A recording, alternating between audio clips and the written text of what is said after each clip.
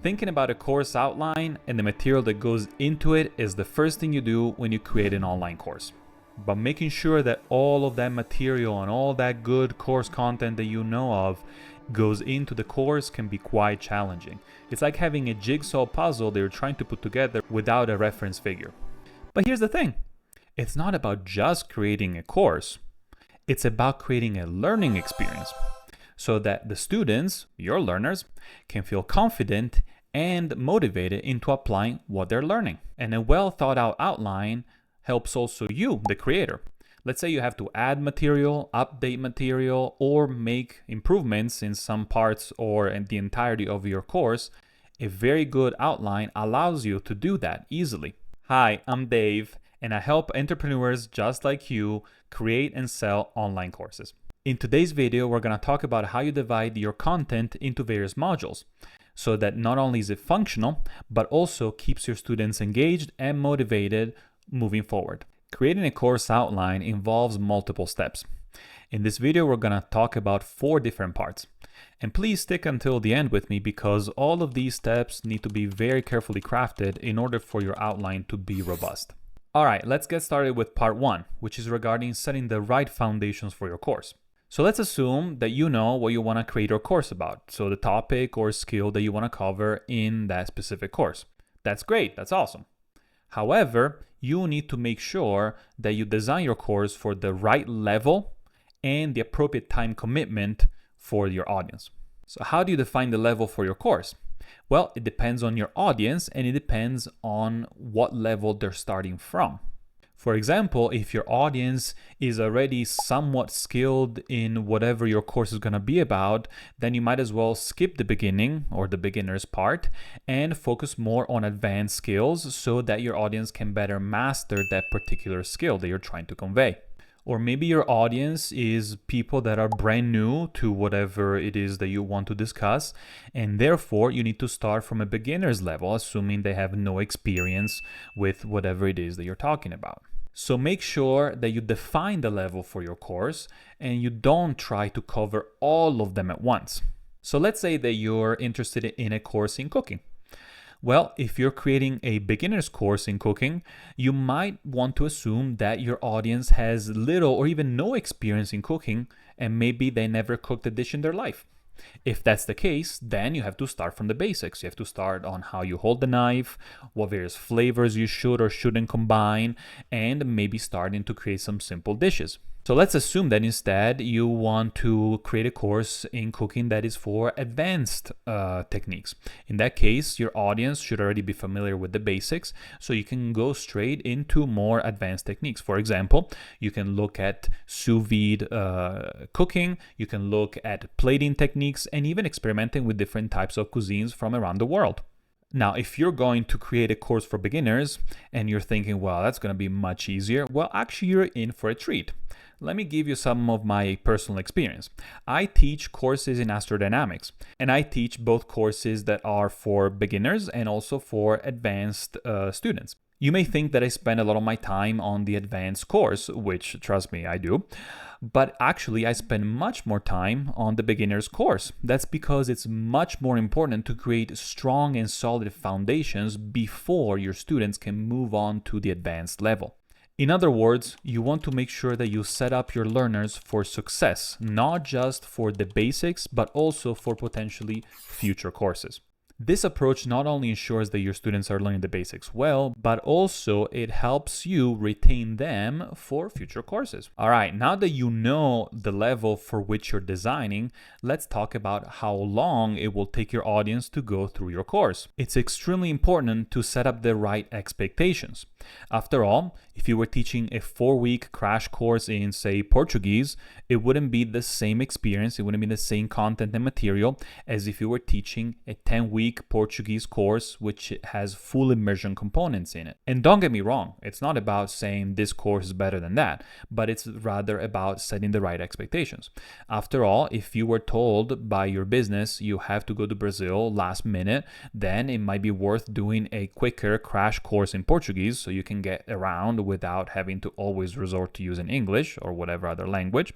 But If you want to say move to Portugal or Brazil forever, then you probably should have a more thorough understanding of the language. Another tip regarding timing is to make sure that you provide your students with a schedule, not just a list of topics, but a suggestion as to what time and how much time they should dedicate to each module and to each lecture. That way, you set your students up for success and also you give them the right time expectations.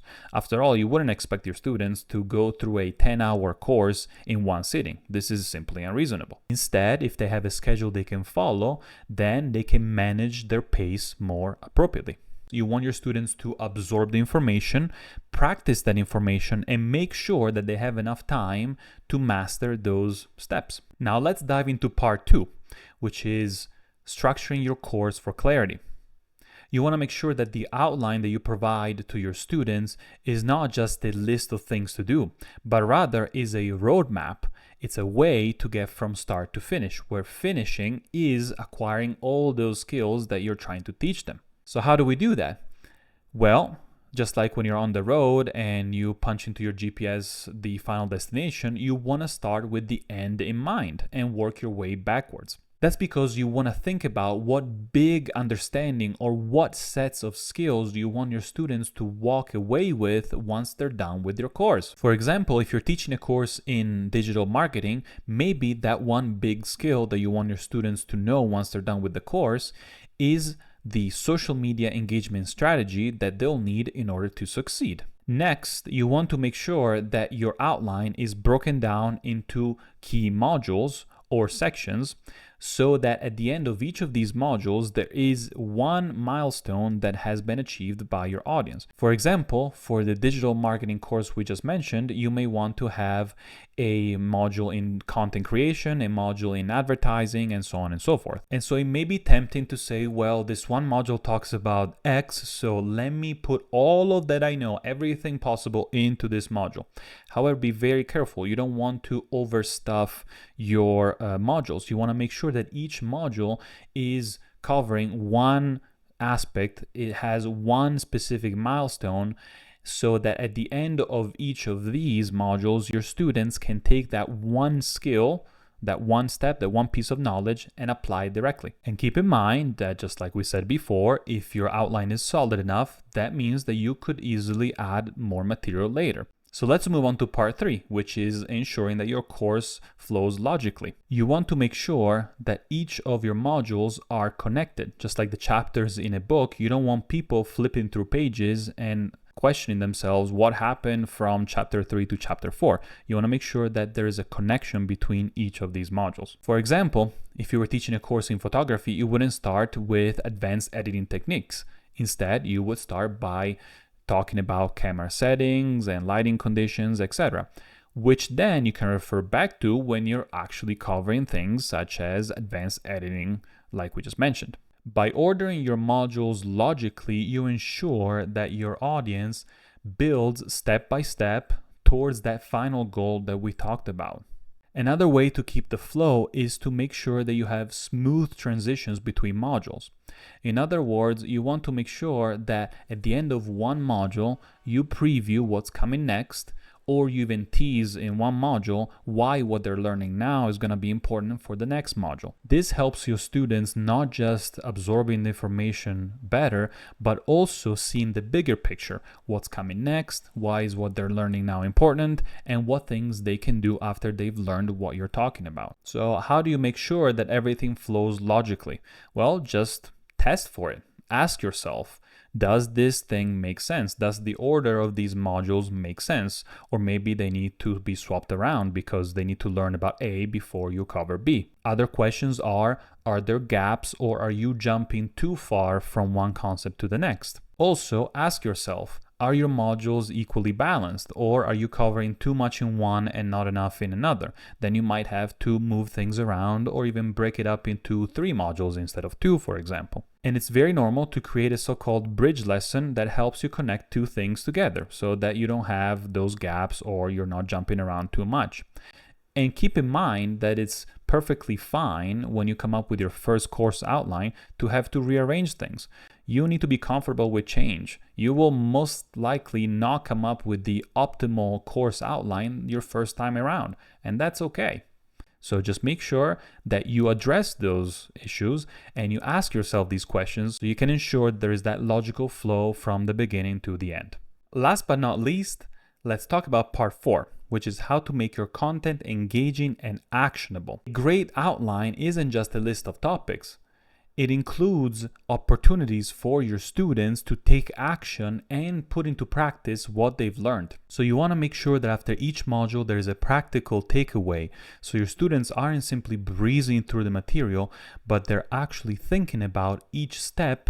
And also it's a way of saying, oh wait, after this, now I can finally do that and take that one piece of knowledge, what they've learned from that module, directly into practice. For example, if you're teaching a course about public speaking and you're covering body language, you could have your students take videos of themselves practicing gestures. That way they can immediately see what they're learning into practice. By giving your audience these small wins, you keep them motivated, and then you also make their learning memorable.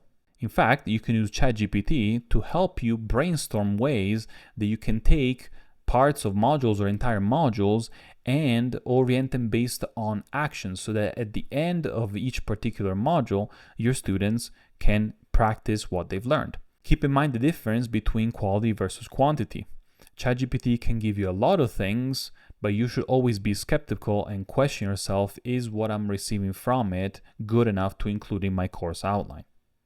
Now, in another video, we're going to look at how we use AI tools like ChatGPT to help you develop course outlines and other types of course content. We're planning to release more videos about this topic, including an example of an actual course outline. So make sure you subscribe so you can stay tuned and know when that comes out. I'll see you in the next one.